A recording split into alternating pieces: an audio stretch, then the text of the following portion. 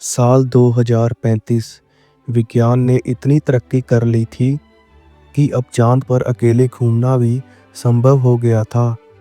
कालू एक साधारण लड़का था, हमेशा से अंतरिक्ष में जाने का सपना देखता था। जब उसे एक नई तकनीक से चांद पर जाने का मौका मिला, तो उसने बिना सोचे समझे हामी भर दी। यह एक अच्छा मिशन था, कोई अंतरिक्ष यात्री नहीं, कोई सहायक नहीं, बस एक एआई नियंत्रित यान और कालू। यात्रा सफल रही। कालू का स्पेसक्राफ्ट चंद्रमा की सतह पर सुरक्षित उतर गया। जैसे ही उसने दरवाजा खोला, एक अजीब सी शांत और डरावनी हवा महसूस हुई। यहाँ कोई आवाज क्यों नहीं है? उसने खुद से कहा। वह अपने स्पेस सूट में बाहर निकला। चारों ओर सिर्फ धूल, गड्ढे और अंतहीन सन्नाटा था। जैसे ही उसने आगे बढ़ना शुरू किया, उसका कम्युनिकेशन सिस्टम गड़बड़ाने लगा। नासा से संपर्क टूट चुका था। शायद कोई तकनीक दिक्कत में है, कालू ने सोचा। लेकिन तभी एक परछाई उसके ठीक सामने हिली। उसने जल्दी से मुड़कर देखा, लेकिन वहां कुछ नहीं था। यहाँ कोई और कैसे हो सकता है? कालू ने कहा। कालू आगे बढ़ा तो उसे चंद्रमा की सतह पर ताजे चिन्ह दिखे। यह मेरे तो नहीं है, फिर ये किसके हैं?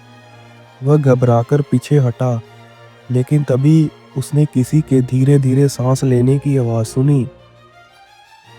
अपना कुछ दूरी पर एक टूटा फूटा अंतरिक्ष सूट पड़ा था।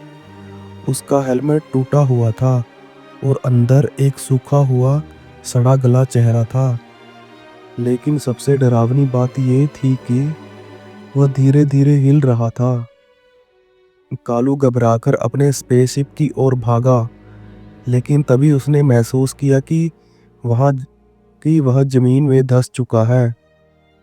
उसके पैरों के नीचे चांद की सतह रेत की तरह धंस रही है।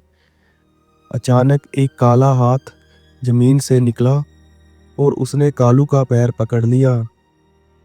कालू ने खुद को छुड़वाने की कोशिश की, लेकिन वह पूरी तरह जमीन के अंदर खींचता चला गया। उसकी आखिरी चीख चांद की सतह पर गूंजती रही और फिर सब शांत हो गया।